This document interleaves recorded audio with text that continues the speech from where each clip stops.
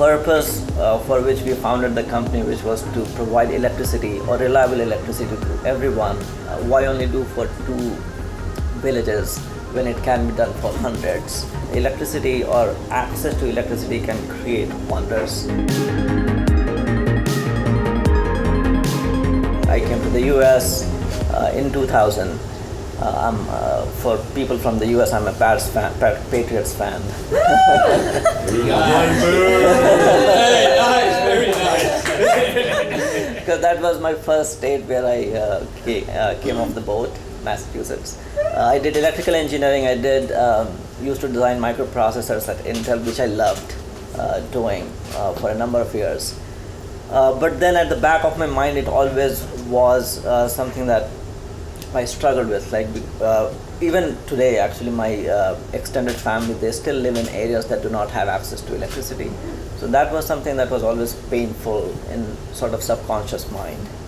And that was the main motivation why we started this company with some of my friends who also are from Bihar. Okay. And they went through a similar, challenges that I went through. And tell us a little bit about how Husk got started. Yeah, it was more of an experiment. We did not start it as a company at all. So Ganesh is another co-founder. We both went to the same school or college in India. We both came to the US. Both had that guilty conscience, I guess. So we started this company, not company at that time, it was a project we were both trained as an electrical engineer. So we thought we can solve this problem, at least for 1 or 2 villages that were close to our village, right? So we picked one and we just experimented with a bunch of things. So we had a semiconductor background. Intel is where I worked. So we started with solar. So solar was very expensive. Nobody would give us money, so we had limited amount of cash to do this. And that's when we just, it was a accident sort of that we came across biomass gasification system, which was cheaper, and Bihar produces a lot of rice, and the waste product is rice husk. So we use that as a feedstock. Fortunately, it generated electricity after a couple of hit and trial. And the most important thing is when we wired the village, people actually started paying, which we did not expect them to do. So then it became apparent that actually this model may work. Why only do for 2 villages when it can be done for hundreds? So that's where I was actually enrolled at the University of Virginia, and I was pursuing my MBA. So we wrote a business plan after we had this project working in 2 villages. And that's how the company was incorporated. So it was not some aha moment that we had to start a company. It was just a project that became successful, and we wrote a business plan around it. Yeah. And so at this time you were working on this project. What else were you doing at the same time? So I was actually pursuing my MBA when we wrote this business plan. My other co-founders, they were really slogging it out. I was having a nice time in the United States. And I did that for about 4 years, or almost 5 years. And until then, my good friend Ganesh ran the company as the CEO and co-founder. In 2013, we had expanded to quite a bit of villages. Like I think we were serving 200 plus villages by then. And Ganesh stepped down as the CEO in 2013, and it was pretty interesting way to resign. I'm not going into that detail, but it happened all of a sudden. At 4 a.m. we got a resignation letter. So that's the time when I had to decide. So at that time I was working in New York with a company called S&P Global, Standard & Poor's. So I was still involved with the company. I was on the board. I raised money while I was doing it part-time. So sort of I was like half pregnant.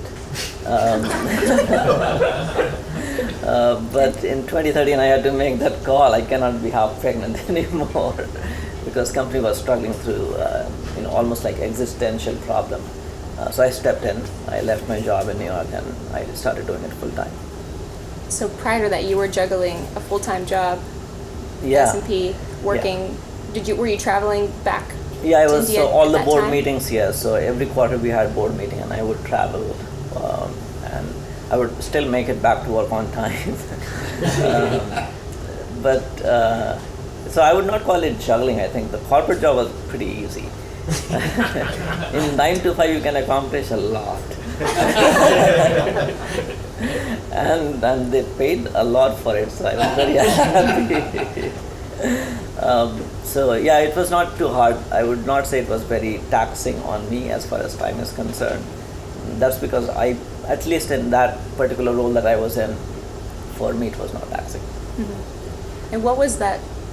Was there, I guess, like a defining moment or a spark where you decided to go all in to Husk and that there was no turning back?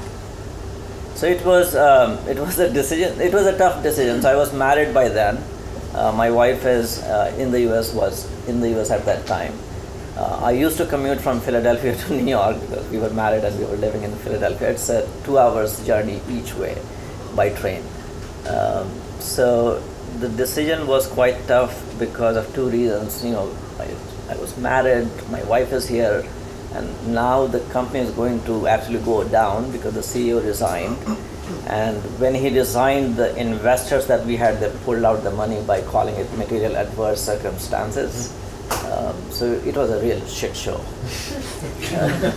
So I'm an engineer by training, so if I go logically, it was the worst decision that I could have made, right? Investors have pulled out, your CEO just resigned, and you are losing like $1 million per year in cash. So, but I did not go through the logic process. It was, for me, if I don't do it now, you cannot do it ever again.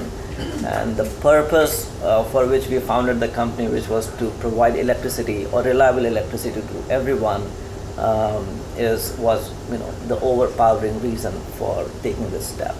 Mm. Yeah. And what's important about this work for you? We're out of time. The initial premise that we had was, again, electricity or access to electricity can create wonders. And it has always shown us that whatever we are expecting, actually things happen beyond our expectation. Mm-hmm. So I'll give you a simple example that may not even resonate with you, but in a village, like when we'll go in summer, we will not be able to eat an ice cream, right? And we are thirsty. We used to provide electricity only for 6 to 8 hours, so nobody could keep a refrigeration system. But nowadays, that village sells like 2,000 sticks of ice cream every day. Like, life changed for me. When I go to that village, I can actually have ice cream. Those are simple things, but when we speak with our customers, they don't have to worry about figuring out not just the business that they're doing, but also the power source, right? So we have eliminated that risk for them completely. And now they can focus completely on one thing, which they do well, which is business in their case. Yeah. Awesome. Thank you. Yeah.